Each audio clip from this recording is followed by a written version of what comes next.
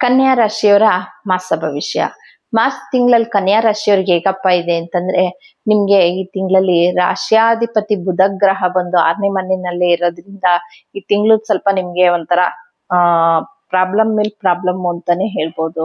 ಯಾಕೆಂತಂದ್ರೆ 6ನೇ ರಾಶ್ಯಾಧಿಪತಿನೂ ಮತ್ತೆ 10ನೇ ಮನೆ ಅಧಿಪತಿನೂ ಬಂದು 6ನೇ ಮನೆಯಲ್ಲಿ ಕೂತ್ಕೊಂಡಾಗ ಸ್ವಲ್ಪ ಒಂಥರ ನಿಮ್ಗೆ ಒಂಥರ ಸ್ಟ್ರೆಸ್ ಅಂತ ಅನ್ಸೋಂಥದ್ದು, ಇಲ್ಲ ಮನೇಲೆ ಕೆಲಸ ಜಾಸ್ತಿ ಆಗಿ ನಿಮ್ಗೆ ಒತ್ತಡ ಅನ್ಸೋಂಥದ್ದು, ಏನೋ ಒಂದು ಅದ್ರಲ್ಲಿ ರವಿಗ್ರಹನು ಬಂದು ನಿಮ್ಗೆ 6ನೇ ಮನೆಯಲ್ಲಿ ಯುಗಾದಿ ಕಳೆಯೋವರ್ಗುನು ನಿಮ್ಗೆ 6ನೇ ಮನೆಯಲ್ಲೇ ಇರೋದ್ರಿಂದ ಸ್ವಲ್ಪ ನಿಮ್ಗೆ ಕಷ್ಟ ಈ ತಿಂಗಳು ಅಂತಾನೆ ಹೇಳ್ಬೋದು.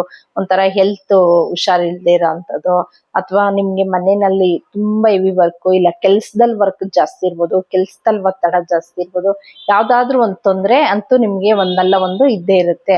ಅದ್ರಲ್ಲಿ 3ನೇ ಮನೆ ಅಧಿಪತಿ ಬಂದು ನಿಮ್ಗೆ ಅದು 6ನೇ ಮನೆಯಲ್ಲಿ ಕುಜಗ್ರಹದ ಜೊತೆ ಇರೋದ್ರಿಂದ ಸ್ವಲ್ಪ ಹೇಗಪ್ಪ ಆಗುತ್ತೆ ಅಂದ್ರೆ ಒಂಥರ ಒತ್ತಡನೇ ಜಾಸ್ತಿ ಇರುತ್ತೆ. ಆಲ್ರೆಡಿ ಇವಾಗ ರಾಹು ಗ್ರಹ 6ನೇ ಮನೆಯಲ್ಲೇ ಇರೋದ್ರಿಂದ ಸ್ವಲ್ಪ ನಿಮ್ಗೆ ಒಂಥರ ಹೆಲ್ತ್ ಅಲ್ಲೇ ಸಣ್ಣ ಪುಟ್ಟ ಏನೋ ಒಂದು ಏನಾದ್ರೂ ಒಂದೊಂದು ಸಣ್ಣ ಪುಟ್ಟ ಕಾಲ್ ನೋವು ಬರೋಂಥದ್ದು, ಅಥವಾ ಸೊಂಟ ನೋವು ಬರೋಂಥದ್ದು, ಭುಜ ನೋವು ಬರೋಂಥದ್ದು, ಏನಾದ್ರೂ ಒಂದ್ ಸಣ್ಣ ಪುಟ್ಟ ಇದ್ದೇ ಇರುತ್ತೆ.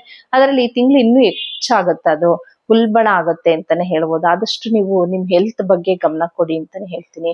2ನೇ ಮನೆ ಶುಕ್ರ ಬಂದು ನಿಮ್ಗೆ 7ನೇ ಮನೆಯಲ್ಲಿ ಇರೋದ್ರಿಂದ ಹಣಕಾಸಲ್ಲಂತೂ ಏನು ತೊಂದ್ರೆ ಇಲ್ಲ. ಯಾಕೆಂದ್ರೆ 7ನೇ ಮನೆಯಲ್ಲಿ ಶನಿ ಗ್ರಹ ಇರೋದ್ರಿಂದ ಯಥೇಚ್ಛವಾಗಿ ನಿಮ್ಗೆ ಹಣ ಬರ್ತಾನೆ ಇರುತ್ತೆ.